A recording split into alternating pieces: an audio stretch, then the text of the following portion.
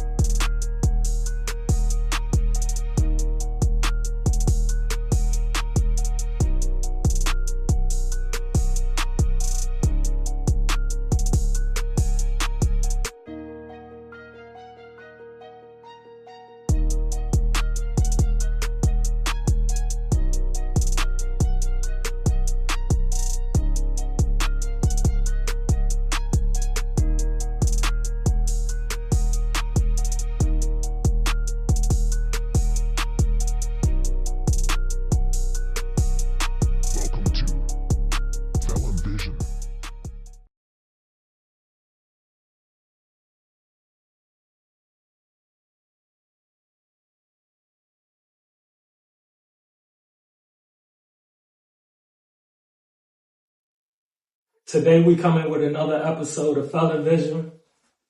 I got a nice little story for y'all. He got a nice little story for y'all. He been, Tony Wilson, photographer of Images Everything. Dope artist, know what I mean? Y'all looking for them pictures in all aspects. He doing it, know what I mean? He's doing it big right now.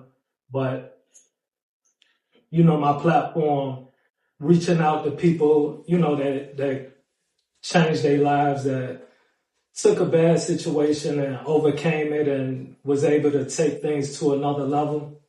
And this is a great example of a person that did that, Tony Wilson. What's going on? How you doing, man? It's all good, man. Know what I mean? I'm here to tap into your past a little bit.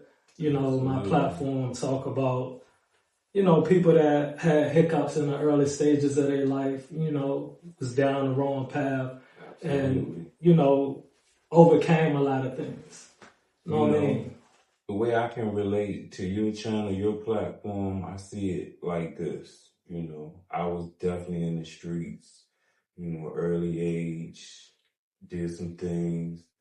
Ended up with a record, one felony, that's it, pretty much. But, being a young 19-year-old, I was tricked, basically. Right. And my story was basically, the same as any teenager growing up in the hood. I had a choice to say something about something that I had no business saying, or my mother was going to get charged with other stuff, this and that. So, I had to write it. I basically took it upon myself to take that charge. And how I wore that felony was because I wrote a statement on myself. And pretty much, and it was a small charge, but it still stuck with me, man. And yeah, it give you that stigma of, what we call now is carrying a flag. No, man, you got a felony, you carry that flag with you. Definitely carried that, man. Heavily. And I understand that like early on where, like you say, you don't understand the full consequences as a youngin' when it comes to I did, man. What a felony take you through. You know what I mean? Like just having that flag. But a lot of things changing now with people as far as getting jobs. That was the hardest part. Right. You know what I mean? But I know you had it at a time where it was hard. Yeah, well, my charge was 94 when I first got convicted of that felony, and it was on my record. That was the day I pretty much had to go upstairs from the courtroom and get my blood sample. Now I'm on record, Right. And I knew what the significance of it was, but at that age, 19, I really wasn't thinking about it because at the time I was just trying to be free. Right. I figured shit. They it's about just to let something me go. that's on they my they gonna let me go, and I got out, it wasn't no thing, but it was just having to deal with the court issues and now something that I didn't really realize was gonna have an effect on me later on in life. Cause for the first few years afterwards, it was cool because it was still early 90s. you know, at that point, I still wasn't even working, to be honest, because, you know, I didn't really start working until like 97, 98. It's just so wild too, because like during that time, I'm thinking about myself, you know what I mean? And it's like, I was going to detention way back then. Wow. Know what I mean? Yeah, so it was like, I never knew. Not that young, but you know, early on. Or and it's like, years. yeah, and it's like catching a felony as a juvenile. Really? Yeah, you know, I caught my first coke charge. I think I was 15, 16. Right. Know what I mean? So, and I ain't, even then I ain't understand it was like, that was like prepping me. I'm gonna tell you the craziest thing that one that I people said to me during that time. She was like, "You gonna graduate?" And I was like, "Graduate? Like, what you mean about I'm gonna graduate?" You know what I mean? And she was like, "You going from the juvenile to the jail, from the jail to the penitentiary." Wow. So she basically predicted your outcome in stages. Yeah, the crazy thing is, maybe like, she just saw it as a statistic, you know, as far as black men, you know, going through the system. She probably seen it so many times. So many times, definitely. I ain't look at it from that perspective either, but you know, that's gonna always hit me, you know what I mean? And, you know, and unlike, you know, and like your platform, cause, you know, I know is more so for people who have been incarcerated, you know, right. A lot of which, you know, but I felt like me sharing my story because there are people on the streets who have records who didn't actually go to prison. I did time. It wasn't a lot of time, but to me, it's not always about doing the time. It's the stigma of being a convicted felon. Right. You know and I mean? definitely have that stigma. Yeah, it don't, like, when they looking at you, they don't say how much time you did for real. Right. Indeed. You know what I mean? It's just that stain. They just see the charge, you know, because it really didn't start to affect me till like 9/11. Afterwards, that's when everything got tighter. It got tighter. It really got tighter. Yeah. Like, they started really cracking down on, you know, felons in particular. Shit, I think I remember a lot of people in the shipyard who had jobs, seniority, you know, but had felons pretty much because of the clearance. You know, they had to, you know, let them go, you know. And for me, as far as like applying for jobs, you know, I wouldn't say it was a little harder, but, you know, it just started getting worse, you know. Well, when did you start believing in yourself to, you know, create Images Everything? At the time, I was in the hood. I was still selling weed. I was just thinking, man, like, what can I do different? Like, what could I do different? I had a job too. So my thing was, and then at this point, I was already doing photography for like 2 years. But how that started was just one day, man, just wanting to do something different besides just sitting in the hood all day. Right. You know?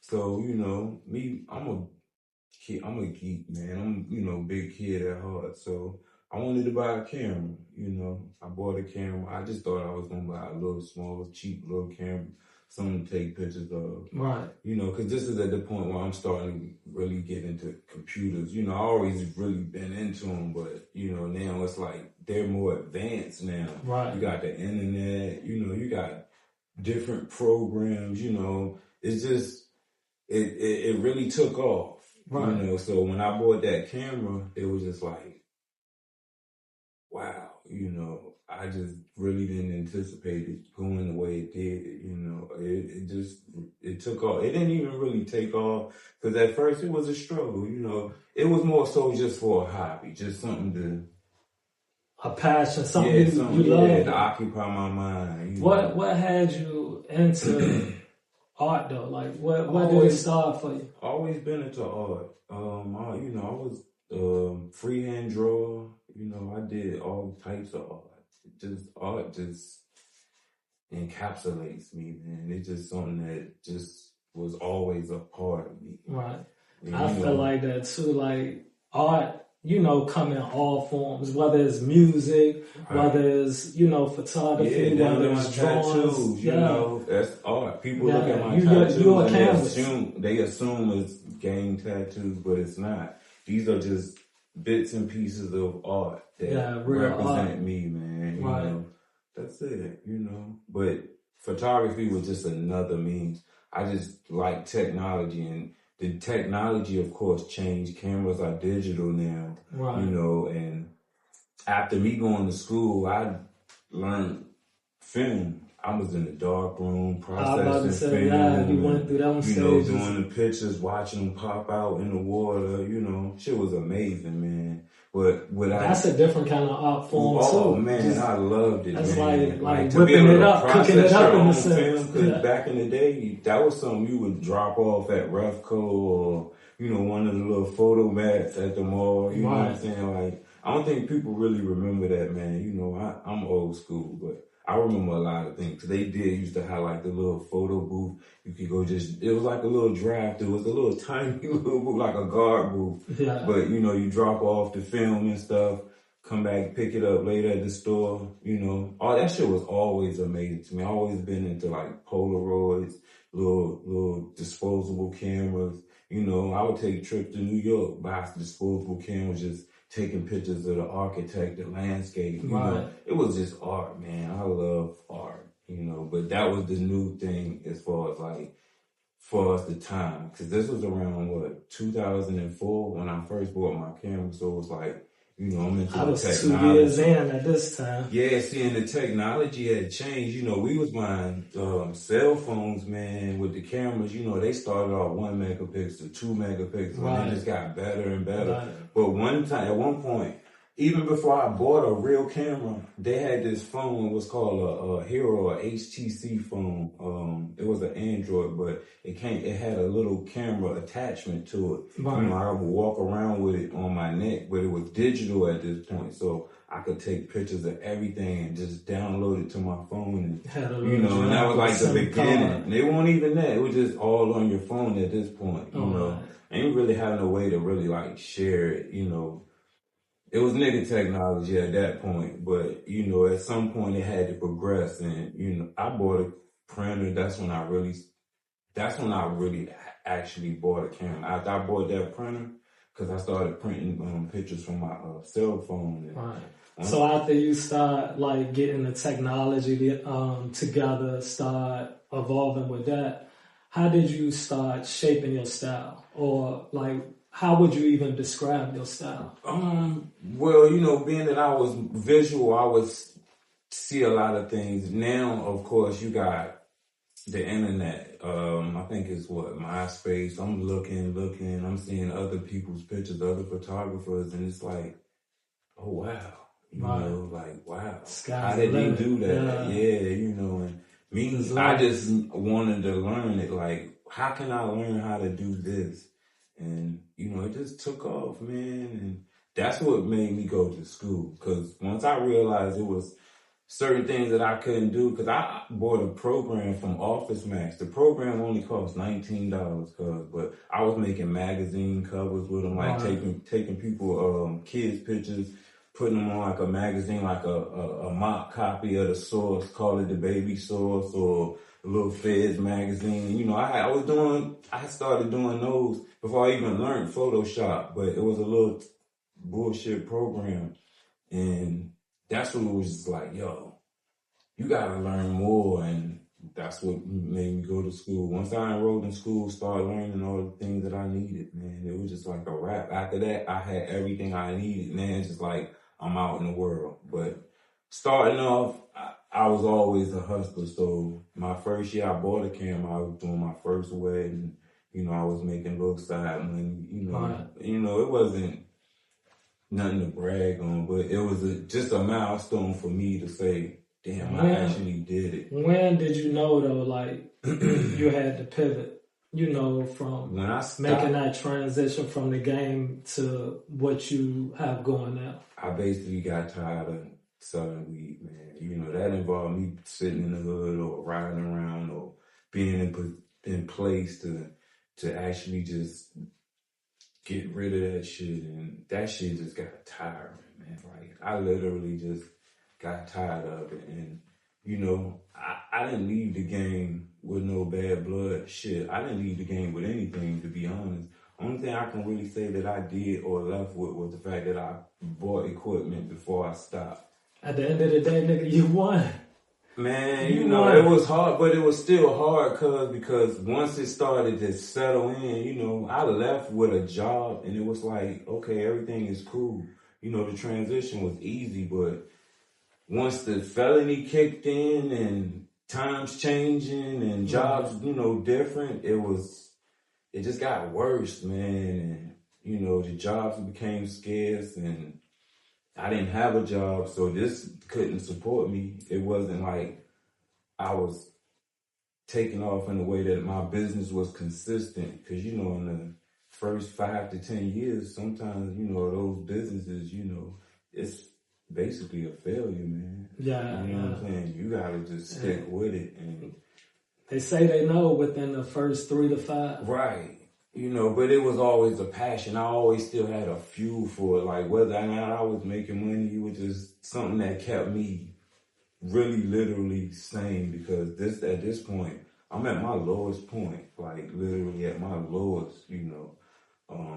Do you think you had to go through that, though, to I come know to I a had to go reality? through it, man, because it was like withdrawal, and I was so used to the fast money and being able to get out of any situation, paying bills or whatever I needed or just whatever I wanted. I could go hustle and get it, but now the hustle was different. So the jobs weren't as frequent, and this wasn't really paying no bills, you know. So I'm basically at home taking care of the kids. You know, I'm cooking, cleaning, picking up, dropping off, doing all the, you know, the man daddy shit. You know what I'm saying? I got joke. I was called Manny, you know, the man daddy. Ain't nothing wrong with that, though. But, like, you know, we try to promote. Psychologically, it fucked with me because I was used to what I was used to. You know, I wasn't used to somebody taking care of me and, you know, just being crippled like that, man. But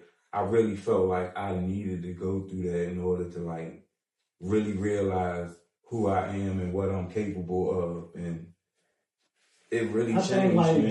that be those moments, right, where, like, to me, I'll often say we were slowed down, you know, during time. You know, I was slowed down where I was able to think. Yeah, and then it's like you being home. I was on the street, slowed down because I was slow. I look at situations, man. People don't understand it, right? Where the pandemic hit, right? I think that was the closest that people come to understand what it means to be confined. Right. To be held in one spot. Like, grind it out. Yeah, and can't do nothing. But see, I was used to But those look how many moments. people flourish in that moment. Definitely a lot of business. So much shit boomed. My business boomed, honestly, because this was at one point, you know, I was transitioning. I had just moved here. But it gave you the time to take advantage of that moment to think. Like, but you know what? It was like, real shit. I'm working at Dollar Tree, 2019. I just moved here, man. You know, split with my girl. You know, she basically had a plan to get rid of me. You know what I'm saying? But she didn't leave me hanging. She pretty much left me in a situation where I had somewhere to stay. Now it's just up to me how to get that money. I'm only making $7 working at Dollar Tree, and this is part-time. Yeah. So once I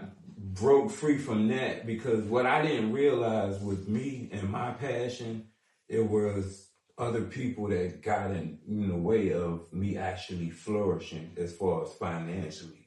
And once that happened and I was on my own, it was like the ceiling was lifted. And because it took off, and this was like right before the pandemic. I'm stocking shelves and moving boxes in Dollar Tree, you know, and it was like I'm getting deposits on my phone, and it's like I'm making more money off of one deposit than I'll make in a day working here. So it was like it started to change, and you know, as the momentum started, it was like pandemic hit. everybody canceled. Not canceled, but it was pretty much postponed. Right. But slowly and surely, people started asking, yo, are you still taking pictures? Me, I'm a hustler. I'm like, hell yeah. Like, man, and it just grew and grew and grew. And man, before you knew it, it was like in the pandemic, my shit just blew. But I had moments before the pandemic, it was just, I was in situations where I was living with people in relationships and I really had no control as to say like, I didn't have a voice. I you get know it. what I'm saying? It wasn't my crib. You know, I had to abide by rules that go with certain things, you know. I was basically, you know, at that person's, you know, will. And I think like that's where it is. Like as a man, you could find yourself in those positions. And that was another challenge I had to face too, like not being really, it was something that humbled me also, you know, because I wasn't on the streets no more. You know, it was like, man, it was different. But, you know, knowing that I had that felony, it was like I always had this stigma, like, you can't do this, you can't do that, you can't go out the country, you know. But slowly I started realizing, man, like, it wasn't even about having a felony. It was just about motivating yourself. And I always had the motivation to do something. And, you know, I come from a line of shit. My father's, he has his own business. His father has his own business. My grandfather has his own business. Like, these were people that I come from. So it was like, it was in me, man. You know what I'm saying? And shit, I've been hustling since I was 12, man. You know, not in the sense of saying like I was selling drugs, but I was literally on the streets living in LA, squeegeeing and helping people with groceries. But this in a foreign land, like, yo, ain't no allowance, get out there and get your own money. And that's what he did, you know. But what I didn't realize, it was something that was like, that was a jewel. Like, that was something that really stuck with me. Cause you could feed a man or you could teach him to fish. You could teach him to fish. Oh, man. Oh, man. He taught me how to fish, man. You know, and it was right there the whole time. Cause, you know, I would ride around LA and I would see so many things, but I would just see him on his own doing his thing. Cause he would put ads in the yellow pages and people would call and. Like you said, this is before, yeah, internet. No, that nigga say ads and he had a beeper, pages. like, you know, this is beeper time. You know what I'm saying? These Gen Zs, they don't know what yellow pages is. Oh man, but when I hustled, we used the beepers, cuz, and that was like, you know, part of my hustle, and it was like, yo, we would sit out on the block, get I would go to New Market. It had this little kiosk where you can make business cards. Cause I would hand out this is another time I'm starting selling weed. So it's like, that was my little transition in the streets from, you know, fucking with the other shit. Cause, you know, it was just like, I'm just done with this. Cause I really started seeing like what was going on with that, like how it affected people, you know, the community, you know, just even the people around me, my friends, people losing their life. You know, it was fucked up, man. Like, that shit was, so I started selling weed and it was like, I can deal with this, like, this a little cooler, but it was so much money in it, you know what I'm saying? So it really wasn't no different as far as the money, you know, but it was less. People slept on that weed. Yeah, it was, man, it was quiet money. And, you know, I got in early, you know what I'm saying? I got in real early. And, you know, I was on the breakdown, so I was definitely seeing all my bread. And I'm in the hood every day, all day. You know, we had a conversation before, which, you know, you wasn't obvious to the fact that, you know, that was kind of my influence watching you get into the game. You know, and that was something like, I'm conscious at this point, man. So it's like, I know I got little cousins, man, and I know y'all weren't even of age at that point, but I really didn't know that y'all was seeing things like that. Cause for real, I really tried my best to like keep that away from y'all, cause I wasn't even supposed to be doing it. Cause I would joke dudes that was in my aunt's house, you know what I'm saying? Dudes that I knew growing up. My cousin, you know, she of course, she's older, so women, she was way more mature than me. I'm a little kid, 15. I'm a nerd. She got a boyfriend, you know what I'm saying?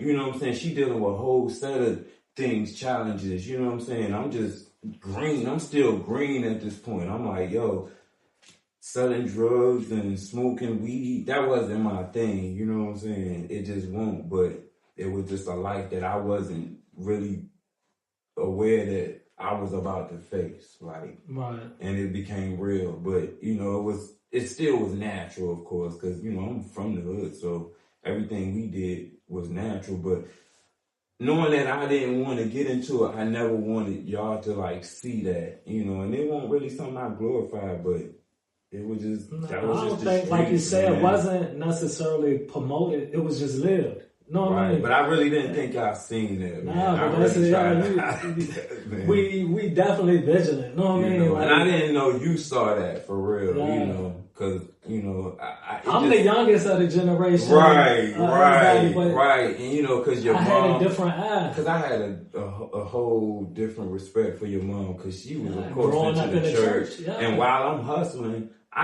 I left my mom's crib. This was like 93. We live in our Brookridge. I was staying in Newton Park. I came to stay with you. Yeah. But it was like I couldn't do certain shit while I'm living here. You know, it was just respect, man. Right. So within that, I definitely didn't want you to see any of that. You know, it was just different, man. You know, but I always had that respect for like elders. I came up from a generation where we always had respect for the older ones, and you know, shit. I couldn't come on the block at a certain time for real, because we had to be in school. We came up in the era where it was taught. Know what I mean? Like you had certain figures, even if it wasn't. I ain't gonna lie, I was corrupted. Like, I was like an experiment, man. Like, dudes saw me like I was a cool little dude. They was like, nah, we gonna corrupt this little nigga. Not corrupt in the sense that had me shooting guns, but they just, and it changed my life for real. Yeah. And for real, I needed it because it helps me to like see things. I became aware in different ways. You know, when you living in the hood, it's like you got so much going on and you running from the police. Shit, I got caught cornered by the police with so much drugs on me, man, they never found it. But it was just, I had to learn those tricks, those trades, and it's cat and mouse, know what I mean? Right, like, but it helped me face the world. Like, it really helped me face the world. But I really didn't want y'all to get into it, but I honestly knew it was something, you know, y'all was going to have to face within y'all own time. And you know, that's just how it worked, man. Yeah. You know what I'm saying? But you here now and shit. I got mad respect for you because I know you was a different person then, you know. Whether you know I seen it, I definitely seen it. I wasn't around you, but my ear was definitely to the streets. We in the streets, but we're in our own lane. Right. And that was respect too, you know, at the same time, because, you know, I had moved on to some other shit and you was doing your thing. So it wasn't nothing but respect, man. And I know you know how to handle yourself as far as like taking care of yourself, protecting yourself. You know, I knew you was good. Yeah, definitely. But like I said, I like, you know, just look forward to taking the opportunities to expose things that, you know, people go through it. You know, we grew up in a hard time, know what I mean? Definitely. So that overcoming it now, that transition of what you accomplish now, you know what I mean? Like you say, how you can see me now.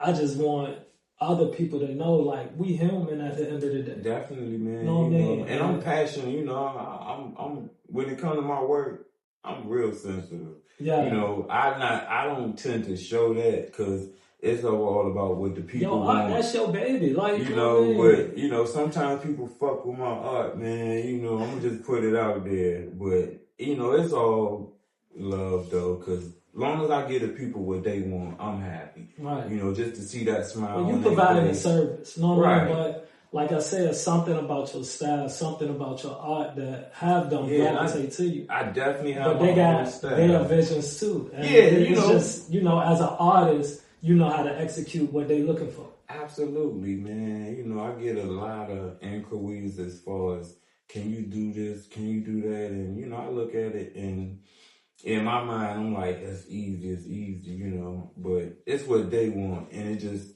all up to me to bring it across to them in a way that they'll love it. And, you know, like you said, once I see that smile, it's all love, man. Because I know I still have time to do other stuff that I love to do. Right. You know, and I'm still able to do those things. So it's cool, man. Like, I still have that passion, that drive, you know, and it just makes me that much stronger considering like what I went through with my story as far as me sticking it out for 20 years. And I really think like being that's the beauty at the end. Like, that's what you strive for when you look at, or you learn to appreciate something different. Yeah. I think like, you know, everybody had their struggles. Everybody's story different. And that's what I want to explain. It's so many similarities because, like I said, we are human at the end of the day. But at the same time, we could blossom and change. We know how to pivot. Everybody definitely has that ability to change. It's just about knowing what you want to do, something that you like doing and really going after it, man. I just, in the beginning, I saw that I could make money off of this, and you know, I just dreamed really, really big because, you know, it was, in my mind, supposed to be bigger than this, but this is reality. So the reality of it was, now I'm at a point that I'm able to support myself comfortably without having to clock in and deal with certain things. Because, you know, I wasn't the type of person to take orders, and, you know, I'm a people person. I'm a team player, of course, but you know, I always felt like it was supposed to be my own show. And for some reason, I couldn't see how it was actually going to happen. But, you know, as fate have you, you know, the streets and me having a felon, that transition and just trying to deal with the everyday struggle as far as having that felon and, you know, wanting to do something better. It was just always something that was in me. I always wanted to do something positive. And this what it turned out to be. And that's what we're going to continue to do, man. We're going to give y'all stories. We're going to keep it raw. You know what I mean? And we're going to feed this positivity back out there and show, you know, we here to give back. You know what I mean? The game was taught to us. Certain morals was given to us. I think there's a generation in this day and time that don't have it. You know what I mean? And I feel like it's my duty to somewhat give back. It was given to me. People planted seeds in me, and this is just what's blossoming of that. And I want to show other people that blossom through the things that they go through. It's just possible. You know what I mean? 20 years in the game. Image is everything. IMAGEZ as in zebra, everything. 2 on Instagram. Tony Wilson on Facebook. Hit me up. Check out my work. You'll see all my work. I do all types of styles. Weddings, events, maternity, baby pictures, birthday shoots, just anything creative. You know, I even teach photography. You know, I am one of those that gave back, you know, whether it's kids that want to learn photography. Like I said, it's all up to the person. If there's something you want to do, you know, I'm more than willing to learn. I teach shortcuts as to not having to take the long route that I took. There's so many different technologies and innovations that could streamline a person getting to where I am. Not necessarily where I am, but, you know, as far as if you got a talent, you just want to give them that boost. I'm ready to, you know, definitely showing up. And just showing them how to get straight to it. And I've taught plenty of people, man, and they out here definitely doing their thing. You know, salute to them, like they're really doing it. So, you know, that's definitely, you know, was big for us, what you said, giving back. Because this was something I felt like now I can give back, something that was positive. You know, and even if it was my story, man, you know, sharing my story, man. I appreciate you, cuz, for allowing me to share my story, man. Definitely, man. You know, my little cuz, he big, you know, like, shit is real, you know, man. We grown men, and that's how it is. All right. Peace. Peace.